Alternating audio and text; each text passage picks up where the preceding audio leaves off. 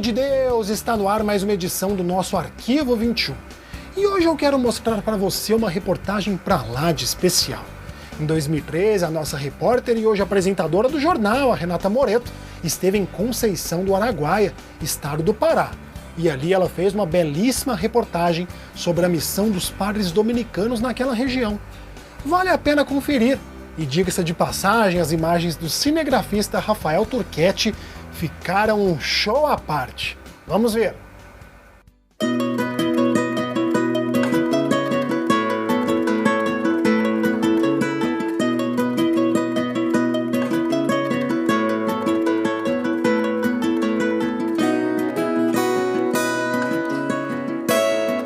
Uma cidade no sul do Pará com pouco mais de 43 mil habitantes. Conceição do Araguaia é uma cidade turística nos meses de julho e agosto.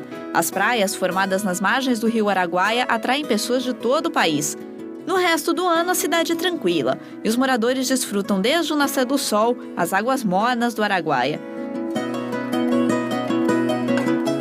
A região é cercada por terras indígenas, mas hoje é praticamente impossível encontrar alguém com traços de índio na cidade. Situação bem diferente dos primeiros anos do município.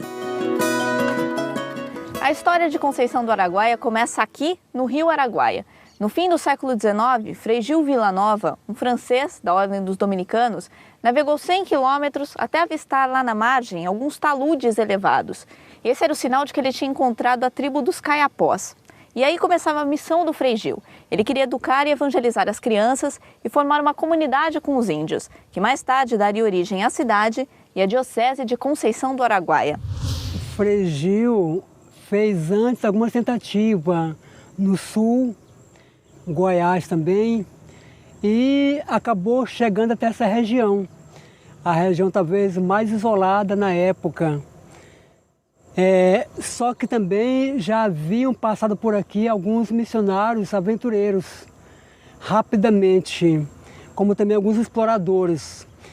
E quando o Frei Gil chegou para desenvolver a catequese nessa região, ele viu como objetivo de desenvolver no lado do Goiás, que era orientado pela província de não ultrapassar o Goiás.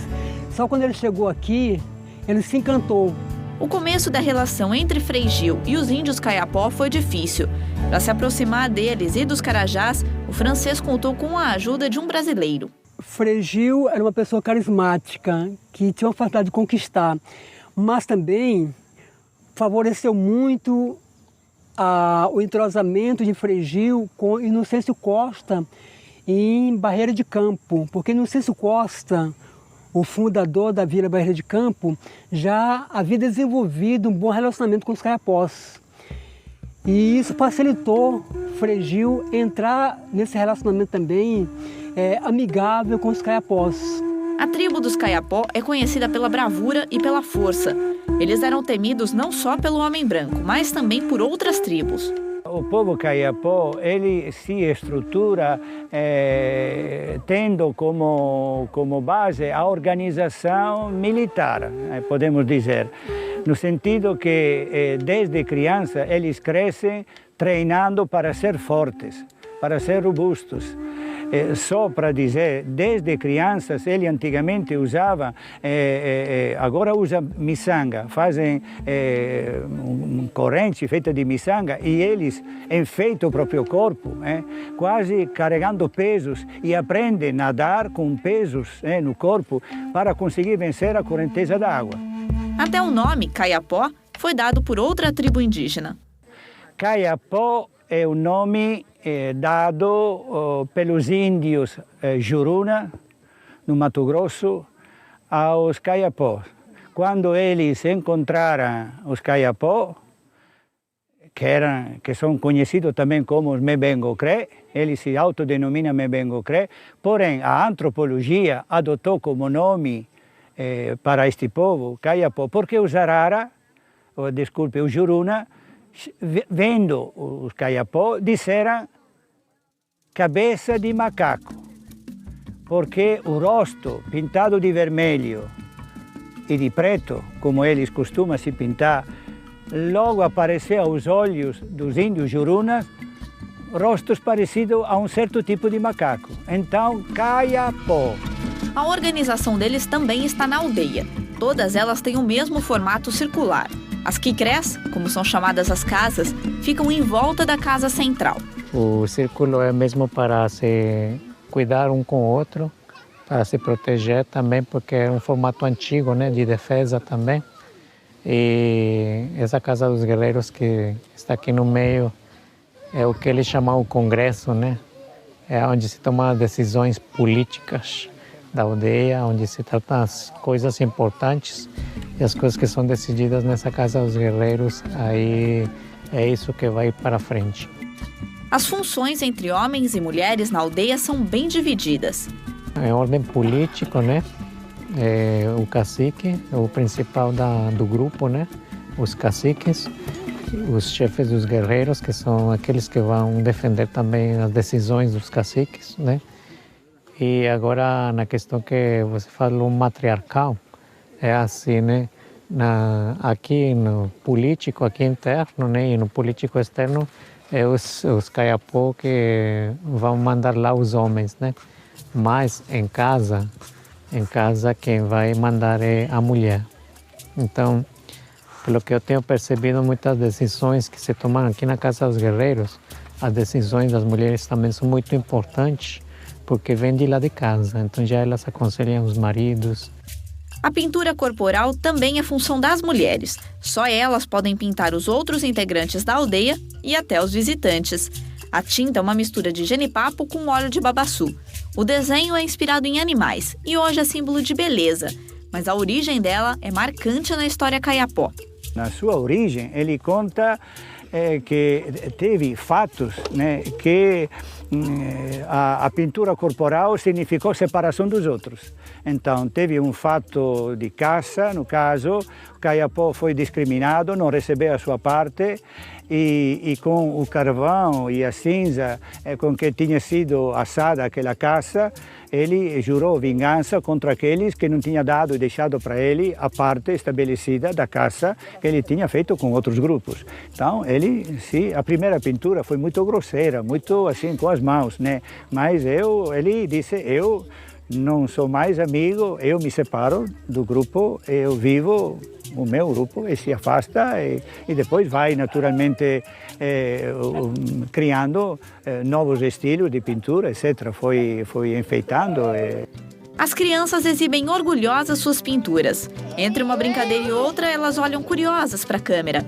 Mostram o corpo pintado e o corte de cabelo com uma faixa raspada, traço típico Kayapó. Mas os mais jovens já perderam parte da cultura da tribo. O contato com a cidade e tudo o que ela oferece influenciou os índios. Por isso, os padres xaverianos mantêm uma central de pastoral na cidade de Redenção, a 100 quilômetros de Conceição do Araguaia e perto de algumas aldeias. Lá, os índios têm espaço para lazer e educação. A pastoral reúne armas que eram usadas pelos homens da tribo, modelos de pinturas corporais, a representação de uma das lendas da origem Kayapó, cocares, que são usados em festividades, e até máscaras, também usadas em festas, são exibidas. Tudo o que lembra a cultura deles está exposto na pastoral. Os esforços atuais são para que o número de Kayapós não diminua ainda mais.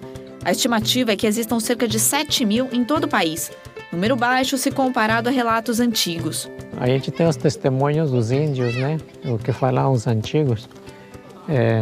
Os próprios índios têm falado para mim que uma só aldeia chegava a ter esta população, só uma aldeia, né?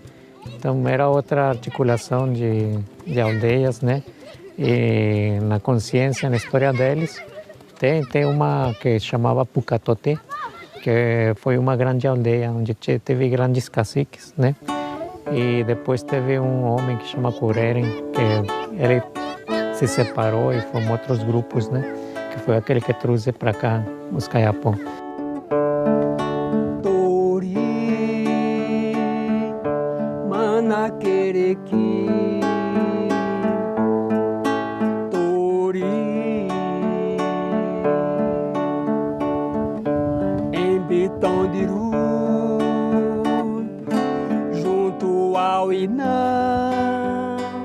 Foi esta tribo que Frei Gil Villanova encontrou em Conceição do Araguaia em 1897. Assim que chegou à região, ele celebrou uma missa junto com outras pessoas que viajavam com ele. O local desta missa se tornou o marco zero da cidade e é ponto turístico e histórico. A inspiração do frei dominicano para a missão com os índios é a aparição de Nossa Senhora de Lourdes, em 1858, 39 anos antes da chegada dele à Conceição. Os dominicanos missionários são totalmente cheios desta história da ternura da Virgem Maria Imaculada Conceição, que visita uma aldeia muito pobre e que escolhe como parceira a menina mais pobre de Lourdes. Aí os dominicanos entendem, como toda a igreja, que o céu tem um olhar muito diferente sobre os pobres e os excluídos. E é bem evidente que estes homens que chegam da região de Lourdes para cá entendem que os excluídos do século XIX no Brasil, quem são, a não ser esses indígenas que nem foram encontradas e nunca foram evangelizadas. Então, de repente, a missão aqui em Conceição tome um rosto próprio, manifesta a ternura infinita do céu para com os pequenos, os humildes, os esquecidos do século XIX. O contato entre os dominicanos e os Kayapó começou tumultuada, principalmente por causa da dificuldade dos índios em se adaptarem à cultura dos franceses. Por exemplo, também o fato de vestir para os índios foi difícil, né? Por causa da experiência de liberdade que eles já tinham nas florestas. E os Kayapós são os índios muito ciosos da sua liberdade. Eles tinham liberdade como algo sagrado, né? Então, esse tipo de liberdade, às vezes, falavam mais alto e muitas vezes se rebelavam e fugiam. Mas mesmo com a dificuldade, a presença dos dominicanos no sul do Pará abriu os olhos do governo do estado para a região. Com a chegada dos dominicanos, a questão da construção da igreja, a catequese e até mesmo a escola, são os padres dominicanos que farão o primeiro contato oficial pedindo ajuda do estado para a região sul do Pará. Então, essa presença deles de pegar o barco, fazer uma viagem longa e chegar até Belém para pedir recursos, vai se caracterizar como o primeiro pedido oficial de ajuda e de apoio para a população aqui. E Frei Gil ia pessoalmente a Belém angariar recursos para a missão. Eram 3 tipos de recursos que ele conseguia. Um, fazendo campanha com a igreja. Então, fazia campanhas e o pessoal foi muito receptivo em Belém. Porque a figura dele é uma figura muito carismática, conseguia conquistar as pessoas. Também conseguiu convênio com o governo, nos primeiros anos. E vendia também artesanato, utensílio dos índios Kayapós, lá em Belém. Com a melhoria da infraestrutura, os primeiros anos de 1900 foram de forte migração para a vila.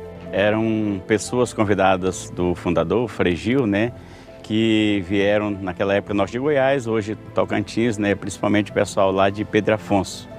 Pessoas que já estavam vindo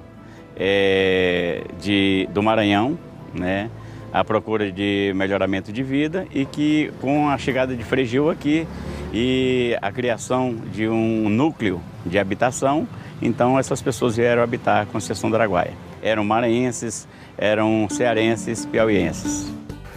Que belíssima reportagem, viu, Renata Moreto? Rafael Turquete, palmas para vocês. Na nossa próxima edição, você confere a continuação deste documentário em Conceição do Araguaia, lá no Pará. Então, eu espero por você. Até lá!